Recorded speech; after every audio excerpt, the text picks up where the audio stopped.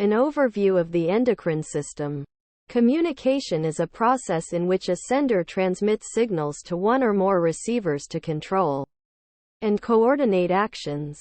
In the human body, two major organ systems participate in relatively long-distance communication: the nervous system and the endocrine system.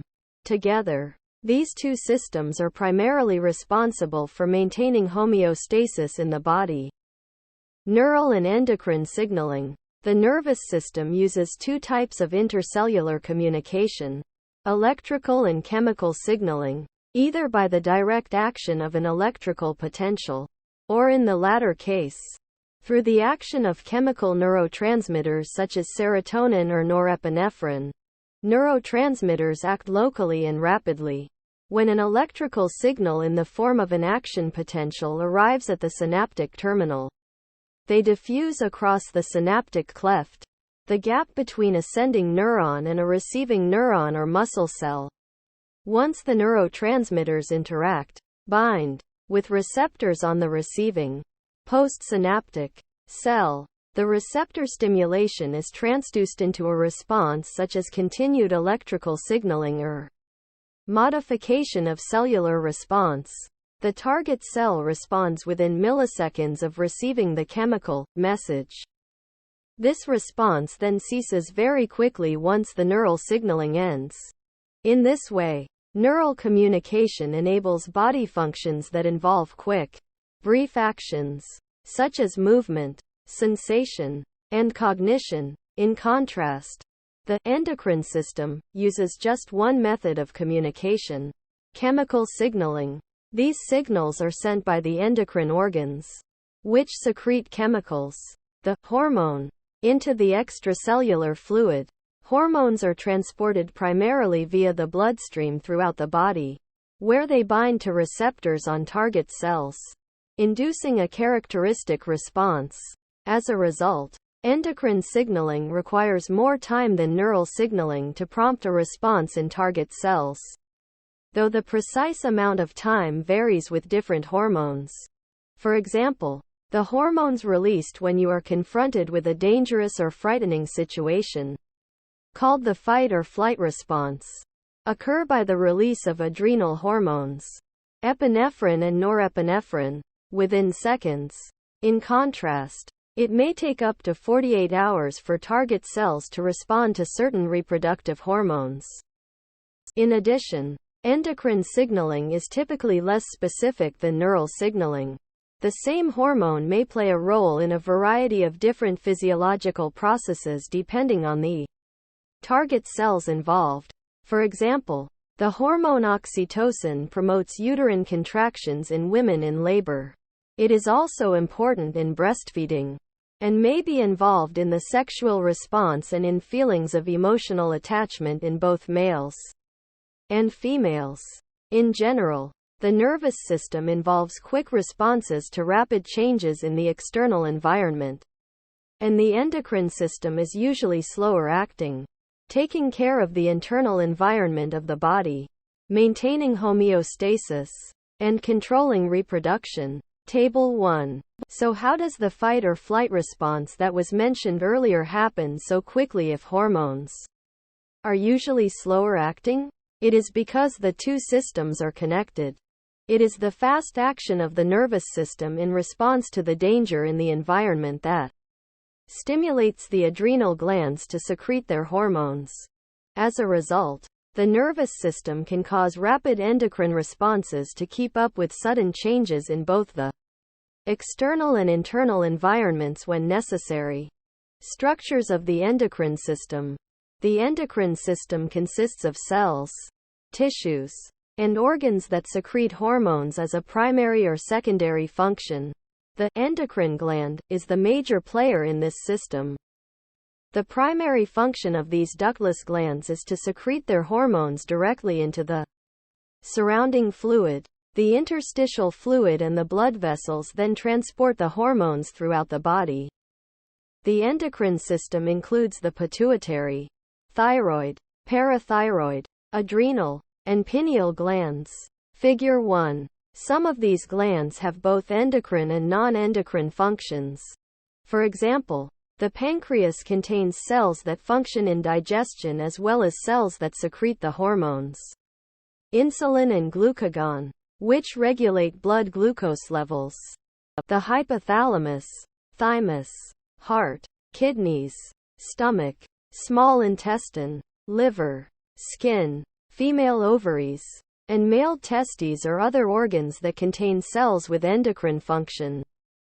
Moreover, adipose tissue has long been known to produce hormones, and recent research has revealed that even bone tissue has endocrine functions. The ductless endocrine glands are not to be confused with the body's exocrine system, whose glands release their secretions through ducts. Examples of exocrine glands include the sebaceous and sweat glands of the skin. As just noted, the pancreas also has an exocrine function.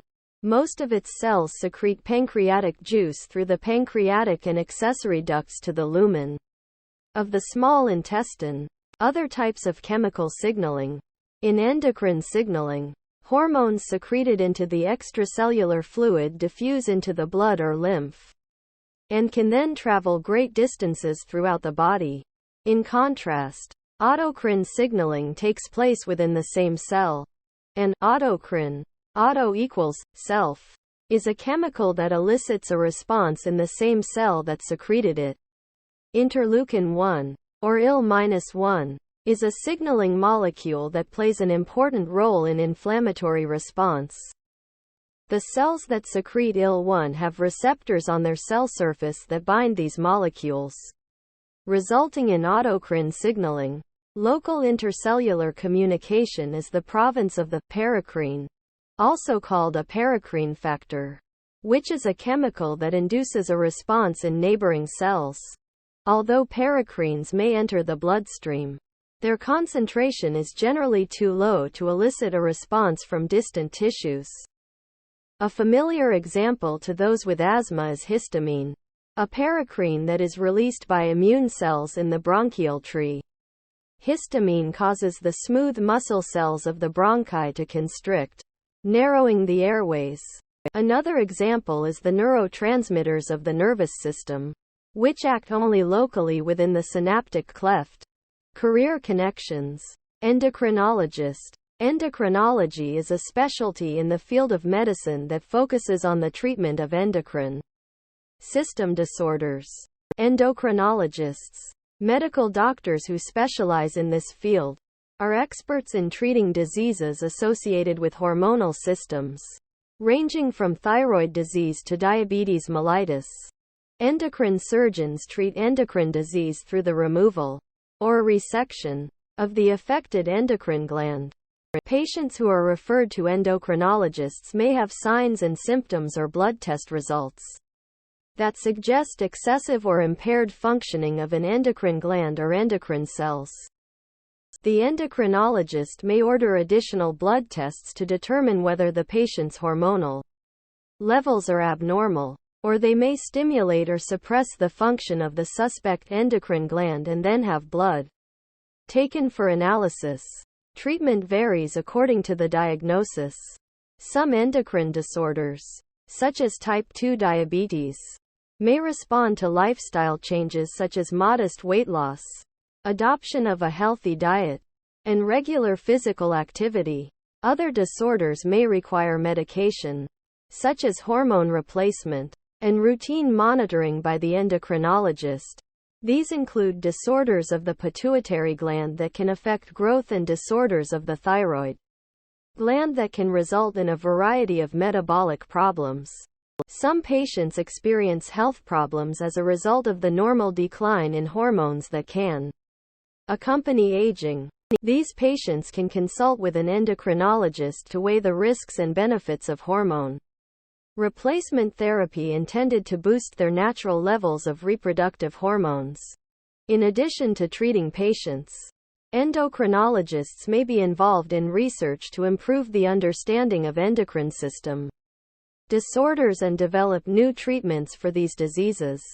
Chapter review. The endocrine system consists of cells, tissues, and organs that secrete hormones critical to homeostasis.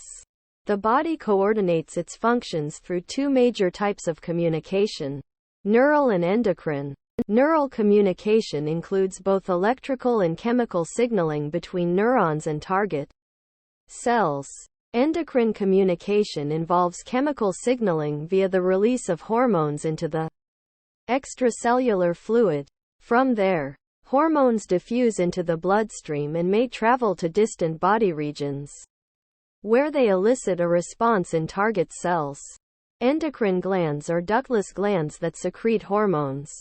Many organs of the body with other primary functions, such as the heart, stomach, and kidneys, also have hormone-secreting cells. Make sure to smash the like and subscribe buttons to receive notifications all new contents.